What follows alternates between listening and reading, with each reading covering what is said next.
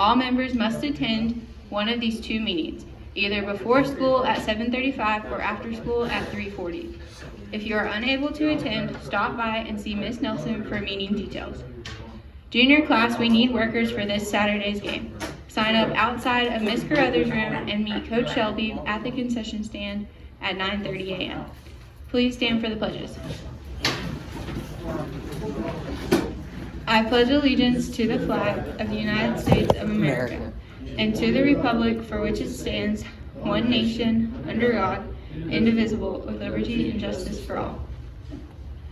Honor the Texas flag. I pledge allegiance to the Texas, one state, under God, one and indivisible. Please remain quiet for a moment of silence.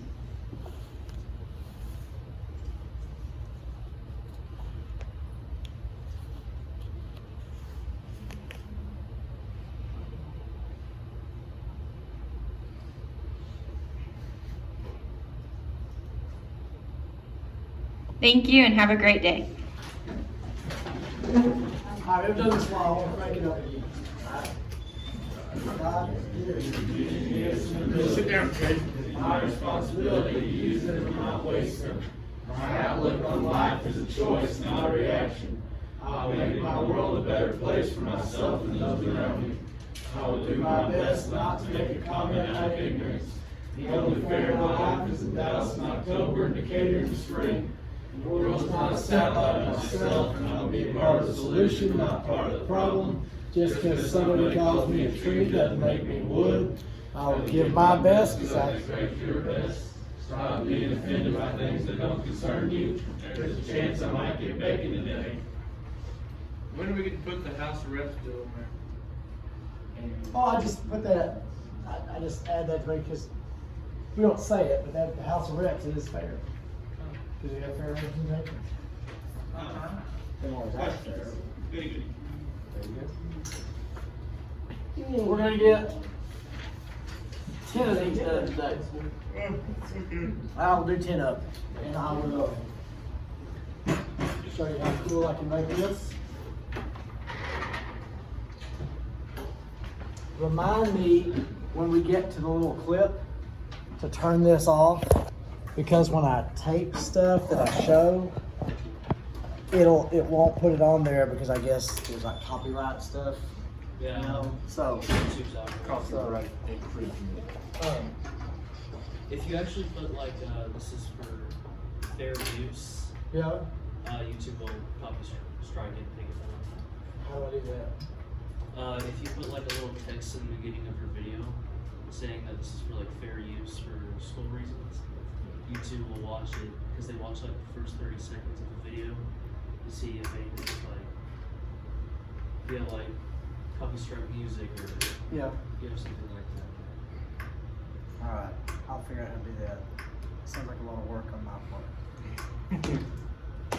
Alright,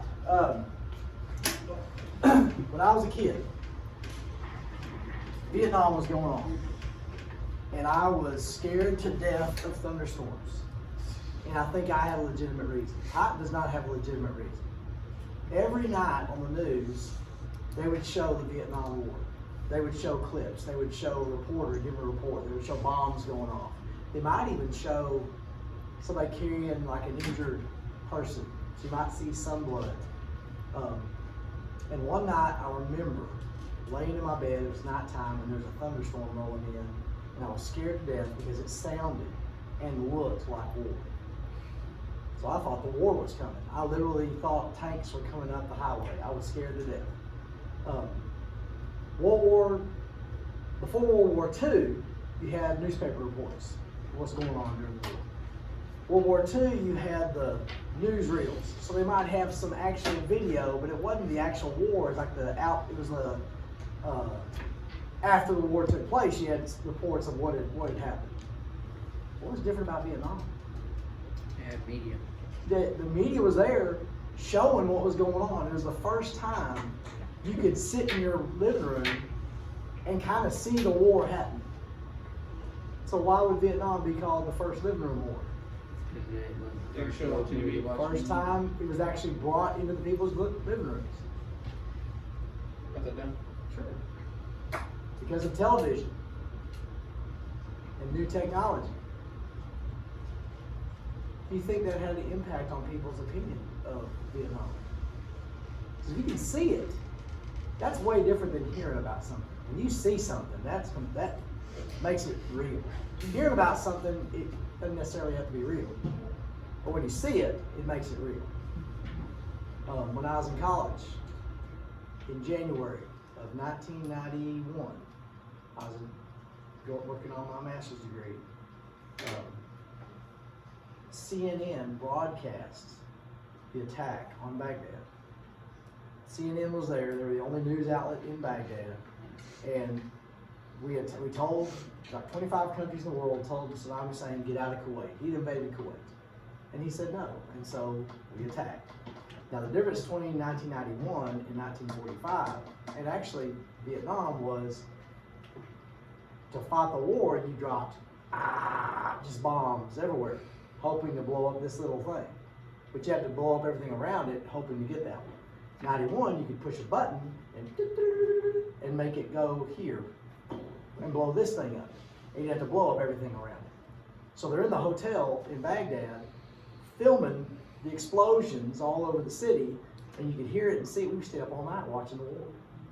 And that today they have journalists in with the soldiers. Now sometimes they say you can't go with us, but you get to see stuff as it happens, which is different. If they'll show it. What's that? If they'll show it. Yeah. They show some things, they don't show everything. Mm-hmm. Which we don't need to know and see everything. Because if we can, they can. You know? Alright, what's the next one? Public opinion. Okay. There is public opinion. There is a general overview. Alright, let's say in the 70s. If you asked people in America what you thought about communism, I would say probably 90% of the answer would be what? It's horrible. That would be a general public opinion. I would say that's tougher today to get. When we say public opinion, there is kind of some overall common public opinion, but each individual has their own public opinion. Each little group you're a part of has like their own little opinion. So the complexity of public opinion is everybody has their own, and every group has their own, and there's so many public opinions out there. Does that make sense? So public opinion is what we think about things and what things we think about. There's two sides to that. It's what we think about things and what things we think about. What we think about things and what things we think about. No, you don't have nothing right there, home, do you? So public opinion is what we think about things and the things we think about. Now, what do I mean by both of those statements? What's the difference between what we think about things and the things we think about? Let's say, There's some things that we think about that, like sometimes we think about something, but we don't think about something else. the only reason, I always use this as an example. It seems like every 3 or 4 years, there's a little blonde-headed, blue-eyed girl that's kidnapped. Right. And the whole country knows about it. And every night on the news, they report about it. And it becomes the big thing. But every day, there's multiple children kidnapped. But for some reason, the media decides, here's the one we're all going to know about. Why do they do that? I don't know. But the media decides the things we know about. Mm-hmm. If they don't make a big deal out of us about something, we don't know about it. Mm-hmm. The Hunter Biden thing we kind of mentioned. I barely kind of heard something about it, and I've heard it's kind of gone away. The media didn't decide that was a big deal. Whether it's true or not, that wasn't a big thing that was reported. So not many people know about that. But if they choose to report on something and report on something and report on something, then we all have an opinion about that. Does that make sense? If they don't tell us about it, we don't think about it. We don't know about it. they also influence what we think about this thing. The way they report that, the way they bring it out, the things they report about it influence how we feel about it. Does that make sense? So that's what I mean by those two sides. The media determines what we think about, the subjects, the things, and they influence what we think about those things. How much power do they have? They have tons. They got tons. Y'all are living in a time. Let me see if I want to do that yet. All right, save that.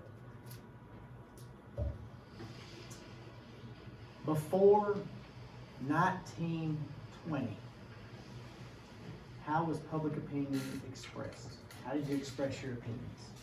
With Like, meetings in town. Just talking, right? Just talking. So that one way you can express your opinion is just by talking to people. What's a way that we talk to people now? On the phones, on the computers. Has that changed how we express ourselves? Because if let's say I have a problem with Tommy. Am I more or less likely to walk up to his face and tell him what I think about him? Or go over here and tell everybody else what I think about him? It's easier to do that. It's easier to talk about something on a phone or on a computer. And it's really, really easy to do it without putting your name on there. Does that make sense? A lot of things are said and done that would not be said and done in front of people's faces. Several years ago, we were in the baseball playoffs and it was raining. I mean, it was one of those years where it just poured rain for like weeks at a time. And they couldn't find a place to play the playoff game. They had to have it done by Sunday. And they kept going places, and they even start the games. Well, it started raining, they had to go somewhere else. Even at turf fields, they were playing at Brock, turf field. Thunderstorm came, they had to move, had to go somewhere else. They ended up playing around Waco. And on Saturday, they went, I think, to 2 or 3 different places to actually play this game.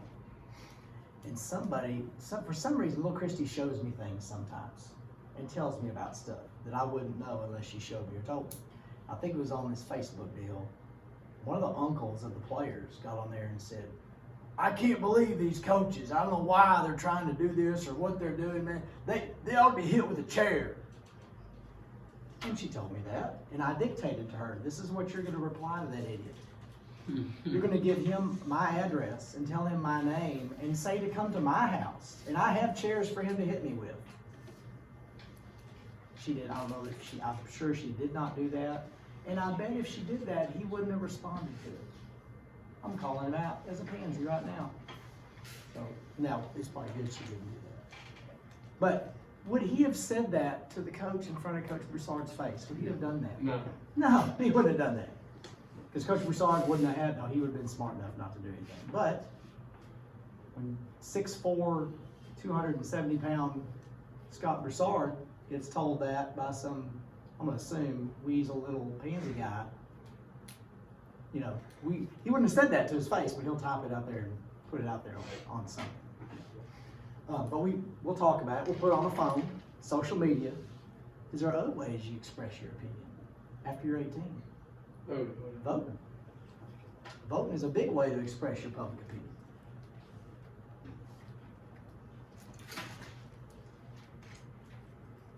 And I can't emphasize to you enough. Voting is not something you need to take lightly. Make sure you know what you're voting for and what you're voting against. Don't vote for or against personalities. Don't vote for or against names. Vote for and against policies. That makes sense? And know what these people you're voting for are for, and know what the people you're voting against are for. Sometimes you just know I'm against what these policies are. That's fine. But just be careful, because I voted a bunch of times where I was an idiot and voted for something I didn't understand what I was voting for. Also, when they sometimes we'll vote for or against laws or programs. They'll throw them out there, and it'll be real confusing. Let's say there is something that this program is going to do away with this thing. And you're for that. But you have to vote no for this.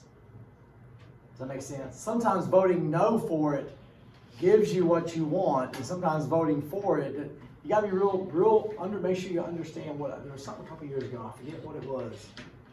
If you wanted this to happen, you had to vote against this.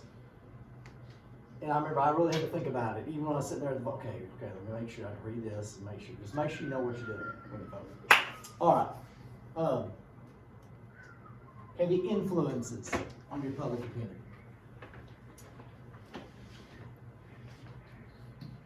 Look at this. Isn't that awesome? Where you grew up. The house you grew up in. I have to tell my boys this all the time. Guys, they didn't grow up in our house. So yes, they're going to be different than you. That's fine. I wonder. Because me and my little brother grew up in the same house. And we're complete opposites. I graduated from high school. I have no criminal record. His kids did not know the F-bomb from me at Thanksgiving dinner. My kids learned the F-bomb from him at Thanksgiving dinner. There's nothing in his money goes to beer and cigarettes. My money doesn't. Mine goes to chicken fried steak and rent and air conditioning. That's choices. We grew up in the same house though. How many siblings do you have? Now that would argue genetics is bigger than environment. Colt and Pacer and little Titan Ryle have grown up in the same house. Titan plays Madden. He knows football logos. They all played sports. I wondered if they would do that if they weren't living in my house. So I don't think it's either or. I think it's a combination of stuff. There's stuff that's ingrained in you, but there's also stuff that you acquire from where you're at. The house you grow up in, where you go to school, that has a big influence. You're getting, whether you like it or not, well, let me say this. Growing up, I hated my house. My dad wanted speeches and chemistry and math and academics. And I couldn't care less about all that stuff. I wanted to play ball. He never told me to play ball. I wanted to play ball. Eating supper every day was miserable because we had plates and forks. And this plate is for this, and this plate is for this, and this cup is for this. And I hated that. That was just stupid. And I remember saying, why do we have to do this? This is dumb. And he said those magic words, when you have your house. And I chiseled that on, and guess how we eat in my house? Hey, get a plate, get up there, get whatever kind you want, whatever cup you want. If you want a fork, that's fine. Just don't eat with your hands. That's the one I said, don't eat with your hands. Unless you eat with your hands. But like spaghetti. Titan had meatballs and I put Prego on it. Hello, Christy. What if it's a burger? What's that? Yeah. We're talking about opinions and what influences your opinions. I said your house influences your opinions. Just real quick, talk about eating at Mom and Papa's house. It's fancy. Yeah. What? Was it fun? Is me and my brother different? Yeah. We are? What similarities we got? Nothing. Nothing? Huh. Well, that's where you thought I was lying. Okay. God, and there is nothing because I got a hot wife and right? They're back together. Oh, okay. That's fine. What? She's funny. Okay. All right. So where you go to school? In this room. What do you want me? Because my parents influenced me. I did not do what they did. I did the opposite. So influence doesn't mean you copy. It means an affection. I have a feeling, wherever you go to school, wherever teachers you have involvement with, they influence you. Whether you like them or not, whether you copy what they do or not, believe them or not, if you go to college, you're gonna have some different kind of influence than you've had in this room. How would you describe me? What's a word you'd use to describe me? Don't say idiot out loud. Conservative? Outgoing. Okay. But I'm conservative, right? I try sometimes not to pound that in your head with what's right and what's wrong. I want y'all to be able to make your decisions. You can be wrong if you want to. If you end up going to college, more than likely you'll have a lot more liberal people influencing you than you've had right here in this room. That's okay. That's fine. What about the area you grew up in? Most of y'all grew up in a small North Texas town. If you was to grow up in Berkeley, California, you'd have it'd be different. If you grew up in the 5th Ward in Houston, your life would be different. The way you look at stuff would be different. What about your occupation? What's an occupation? It's your job. It's the way you eat. It's the way you pay for clothes. It's the way you pay for whatever you want to do. Is that going to influence your opinions of things? Yeah. Because you might be in college and be really liberal and think fracking is evil and oil company is the worst thing in the world, and all of a sudden you get a job as a petroleum engineer. All of a sudden fracking maybe not be that bad, and it's okay. How if you're getting paid by this company, or you might think that, does that make sense? Your job is going to influence how you feel about stuff.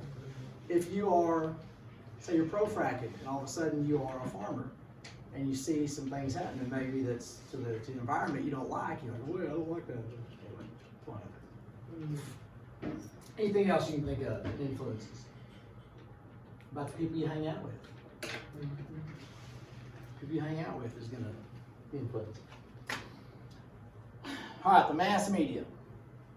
The mass media is anywhere you get information.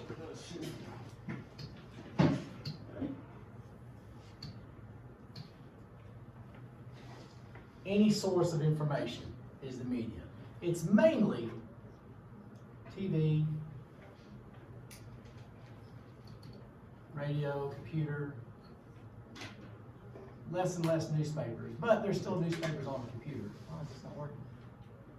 It is right. Okay, isn't it? TV,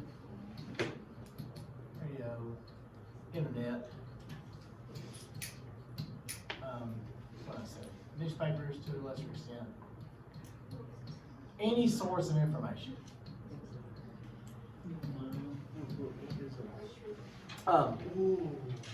When I was growing up, let me show you this first. I'll show you a little funny clip first.